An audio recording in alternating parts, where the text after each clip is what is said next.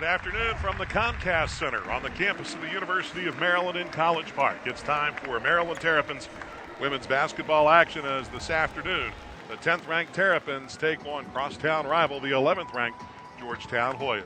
A big game for Maryland, and it's a true test early in the season. A little bit of a revenge factor also, as Maryland lost to Georgetown twice last year.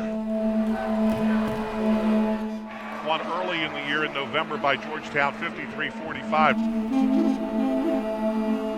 And then Georgetown, a big surprising 22-point win in the NCAA tournament here in March. Last year's NCAA game against Georgetown, they came in and they hit us early. And, they got us out of our game real early and we wasn't able to get back into what we do. Basically, they just came out and they drubbed us from the very beginning. They were better in every aspect of the game. They were more excited. They had more energy, more intensity. You could tell that they really wanted to win it. And they knocked us out of the tournament. Last year, Sugar Rogers, she was hitting everything. Some stuff that it was unreal. She was just throwing stuff up and it was going in. I remember she was hitting everything from behind our bench to behind her bench. Yeah, I remember. We knew we wanted it, and last year we used it as our motivation to get them back this year, and we've been waiting a long time. And I think it's interesting as people talk about this game. In my mind, this game is not even going to be close. This game is not even going to be close. I was like, heck yeah! I mean, look what happened back in March. I mean, we've been hungry since March, to get back in the gym, and to wait. We've been waiting for that day to come. This game is not even going to be close. For her to say that, I think it all led us to believe that it could be a big win. I told the team that this game wasn't even going to be close, and I really felt like, the work that we had been doing behind the scenes. What a difference from yesterday to today. And today was live. Great job with your energy. Heck of a job. Nice job. Our team, our girls, believe they could win.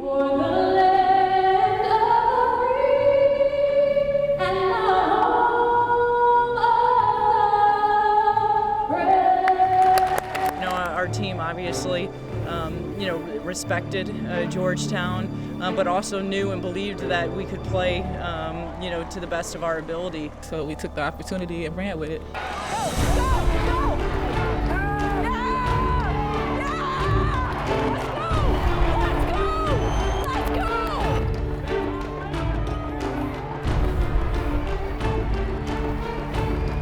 Nice shot, all night. Alyssa, it's the light bulb has gone on. It's clicked. The leadership that she's displaying, she wants to put this team on her back. The confidence, the swag that she plays with. She's taken her game to a whole another level, which is a scary thought given that she was the freshman of the year, preseason picked first team, all conference. Just wants to do anything and everything she can to help this team be successful.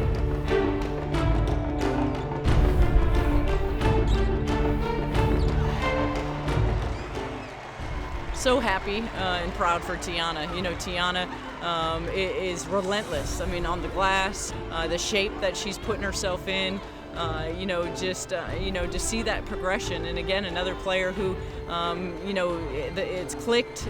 She wants to be out there. She wants to compete, and a tremendous competitor. That's how you execute. Hey, it is that easy, all right? It's that easy.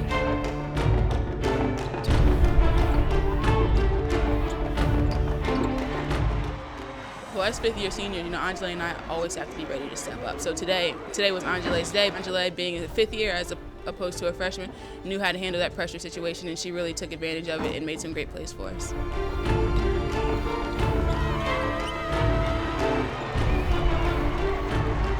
Build a lead, you bury them. You take care of business, you keep attacking just like you did. You finish layups.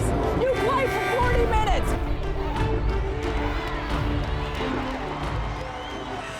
And the foul is on Sugar Rogers.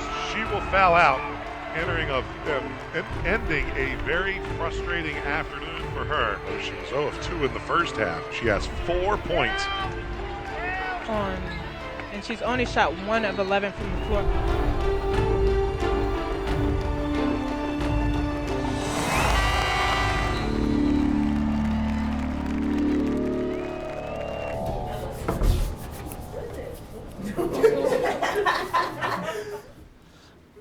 After the game? I thought she was going to go crazy like last year. What game was that, guys? Any game. All the games. Took the jacket off, wind it up, you know. I told you it wasn't going to be close, did I not? Did I tell you? Right? And let me tell you something, there's no celebration because we got bigger things to accomplish, okay? We got bigger things to accomplish. I told you it wasn't going to be close. Revenge, sweet. Angela, how long you been waiting for this game? A whole lot. Okay? You know, after, you know, losing to them twice last year and being able to come in my senior year and playing them, you know, just thinking about the games last year and this year, this team that we have right now is, you know, we have everybody back, but it just seems so special out there tonight. And I think if we keep it up this way and keep getting better, keep staying humble like Coach always tells us, I think that we can be a real special team. You can ask the girls. I mean, they've spent a lot of time in press break. You know. Everyone on the team knows that I'm shy when it comes to the media, and you know, when I'm talking to the media, I run out of words to say. I think the question had to do something with, they asked her, are we the darlings of the city now? And I saw that T looked over at me and it looked like she was about to say yes, but I quickly said, like, shook my head and was like, no, no. I wouldn't say bragging rights.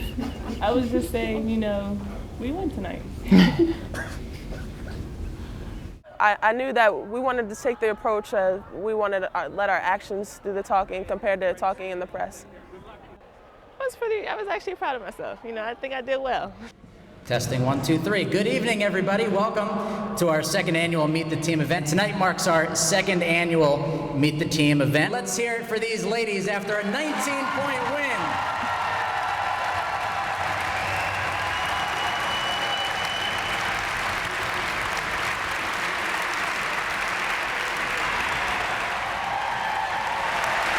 You to give yourselves a big round of applause because Comcast was rocking today.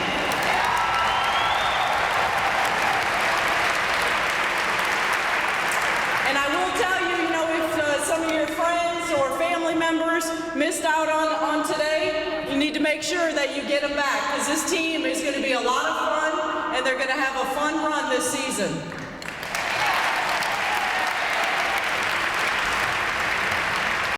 All right, now we talk about consistency. September 1st, we had our first team meeting. You know, team meeting, you know, we went over the guidelines and expectations of the season. Coach Freeze went over those, and then afterwards we had an optional run. And Coach Kyle thought it'd be interesting if some of the coaches got in and ran with the players. I was the only one that stepped up to the challenge, and we were doing what we call 24s, which is 2 sprints, down, back, down, back. And I did 1, 2, 3, made 4 with the girls. And then I knew I could walk away kind of with my chest poked out, and I think I'd gotten their respect. Decided to do 1 more, and on that 5th one, I went down, turned and pivoted. Unfortunately, I heard a pop, and I ruptured my Achilles. I never had an injury in his life, never a major injury like that, so he was kind of in shock a little bit. But we actually made a few phone calls that day, and Dr. Craig Bennett, our team orthopedic, actually did surgery on him the next day. Coach Freeze, being one of the first, you know, other than my wife, made me stay home for a week. She sent me one of the most sternest texts I've ever gotten from her and saying, stay home. And for somebody that likes to come to work, that loves what I do, when your boss tells you to stay home and get better, it was a pretty good feeling. I mean, I didn't feel like I was letting anybody down. Coach Langley and Coach Chin stepped up because it was a recruiting week and I couldn't go out. And so I put more work on them, but they never made me feel anything but, hey, get better, we need you. So that was nice on the staff's part.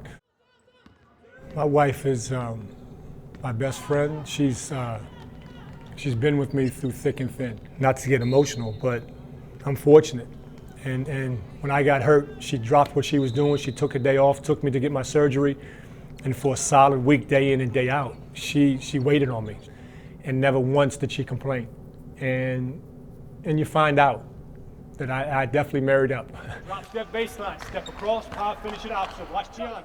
Oh, David's a real high energy guy. Middle. There we go. Now I hear. Here we go. Here we go. Drop step up. And today was the first day that he did not have to be on the crutches anymore. So I came out of the training room, walked out to practice, and the first thing I see him do is passing and stepping and all that kind of stuff in the boot. And You're gonna have to be the one to get on him. He's probably gonna be your worst patient. David is our worst patient. Yes, he doesn't listen to the doctors. What are we gonna do? I mean, he's worse than the kids. But you know, the first day he gets off crutches, he's got to be out on the floor and you know, coaching it up. So more power to him. He's gonna be hurting. The Achilles is a very easy injury to re-injure if you're not careful with. My father was in the government for 38 years, and a lot of people make fun of the government workers. They take time off, they've got this much leave. My father went to work every day for 38 years. It was, 36, 2 years in career. And every day he was gone before I got up to go to school, and by the time I came home from playing basketball, he was already in bed to start his day at 6 o'clock the next morning. So I got it from him first and foremost. I tell him it's a marathon, it's not a sprint. Marathon, not a sprint. Well, I've heard from Coach Langley told me he had some pretty good moves with his boot on. He was able to actually do a little backup, a little defense the other day, which surprised me a little bit because at home can't seem to help make sandwiches because of his foot or really empty the dishwasher because of his foot. But here he's pretty agile and can actually work out a little bit.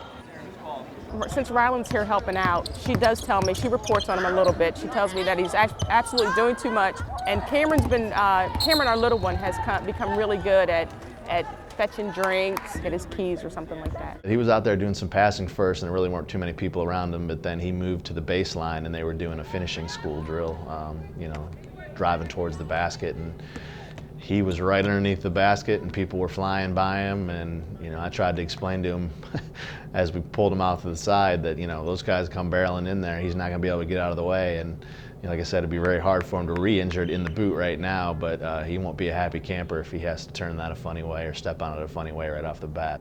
Matt Shalvad is a little different. I love him dearly. He's a tremendous trainer. He loves our girls, but he's sensitive.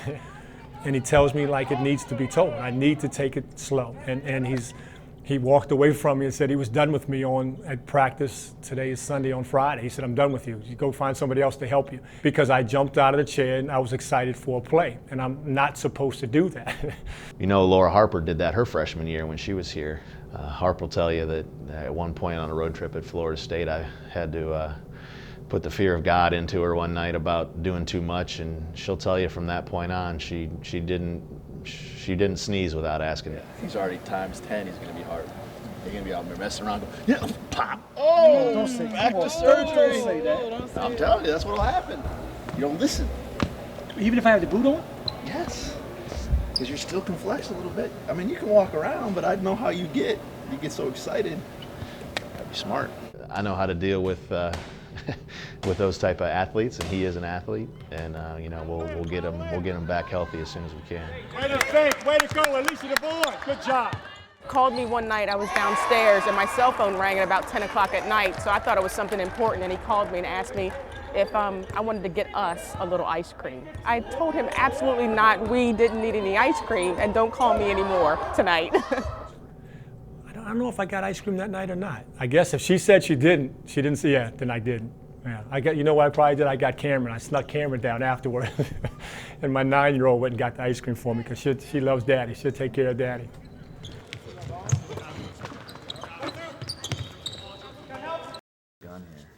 My name is Matt Sharvett. I'm the associate head trainer here at the University of Maryland. I've been working with the women's basketball team for about 13 years. And I had the unique opportunity this summer to go on a mission to Sierra Leone, Africa. The mission is through the Mediu Williams Foundation and also the Healing Hands Foundation. Both those foundations were created by ex-football players here at the University of Maryland. I became friends with Mediu Williams while he was here. He grew up over there, I think, for the first 8 years of his life. He lived over there till he was 8 or 9. And since then has given back, built a school over there, built a primary school that has 4 classrooms in the area of Freetown. Another name you would know would be DeQuell Jackson, who was another football player here. He participates in the mission as well. It's a mission that included about 40 people. There was a medical, dental, OBGYN, and educational mission. The thing that I got out of this was just a sense of how lucky we are, honestly, as a country. Simple things like medical care, food, transportation, things like that, all things that we take for granted are things over there that just are at a minimum. It's almost too hard to describe, as you probably see in some of the pictures. It's like nothing I've seen before. You take one turn out of the airport and you're in the worst poverty you've ever seen. People living in pieced together huts, just going out in a trash dump and finding a piece of wood and making a wall out of it, and trying to sell anything you can to scratch out a living. Things like that just was very humbling to see, not only where Mediu grew up, but also just, you always see it on TV and things like that, but seeing it in person is just amazing.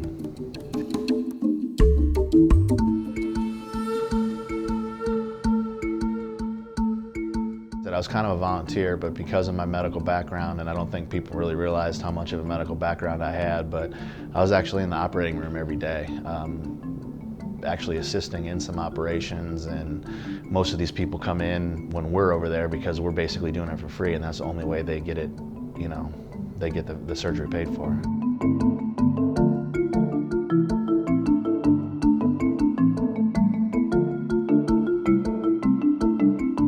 If any of you are familiar with ORs, they have big surgical kits that have the scalpels, the blankets, anything that's sterile that you need for the surgery, and then everything that goes along with it. Well, we would use all these gauzes, towels, and everything like that, and then we would wrap it up and throw it away. And I was cleaning instruments in the back room, and what we would throw away, the hospital personnel would come in and actually go through it and would reuse a lot of it. And over here, obviously, there's no way that would be allowed, but over there they almost have to, because they just don't have those type of supplies. The kids that I did meet, some of them came around the hotel that were at the school, were amazing. They're just, some of them have never seen white people before. They're amazed at us just as we're amazed at their surroundings and how they live. They like to ask about sports. They love to play soccer over there.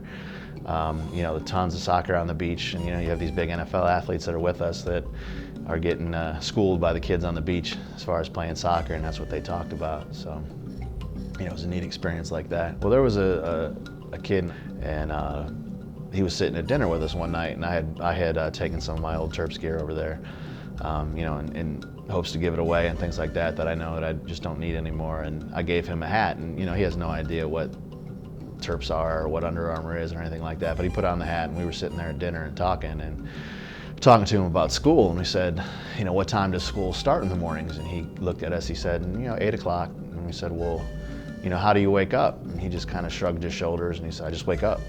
And we all, kind of looked at him and was like, kind of just inquisitively, one of the people said, well, don't you have an alarm or something like that? And he looked at her, and he kind of turned his head, and he's like, alarm? I have no lights, and it's just like, that really hit home as far as, these kids, no electricity, no comforts of any kind of home life really, but they know that their only way to get out of this is to become educated. So almost all those kids love going to school, and they just want to learn, whereas sometimes over here, school becomes a chore, I guess would be the best way to put it. So that put that into perspective a lot.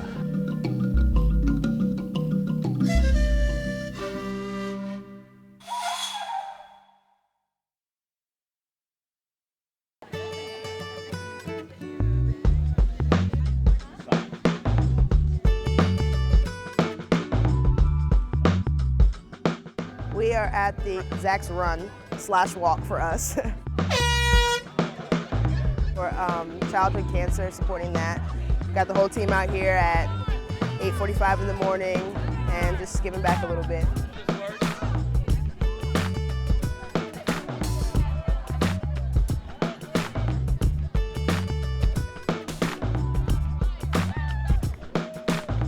Maybe when I was younger as a freshman, waking up at 7:30 to be somewhere at 8 o'clock might not have been the top thing to do on my list, but when you have something that hits so close to home for your own family and as well as the family side as far as the team goes, you're up, you're going, you're showered, you're ready to go, you got a lot of energy out there. So you realize doing something like that like, there's so much stuff that's bigger than you in this world. And I think that's how, me being a fifth-year senior, you really realize, you sit back, like, nothing's guaranteed in life. And I think that's the biggest thing that we can get from doing community service events like that. There's people from all different walks of life who don't have the same opportunities we have. So for us to give an hour out of our day, like, that's absolutely nothing. So I think, definitely we need to do some more of that and just really realize that we can do a lot of good stuff in the community.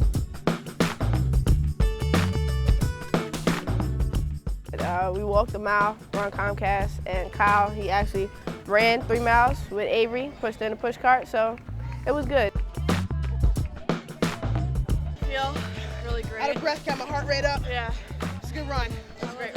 It was about 20 miles. Exhausted after 15 this. minutes. I don't know if that's possible, but it was We really today. went through, pushed through, kept our good arms, good arm action. Stayed low. Stayed low.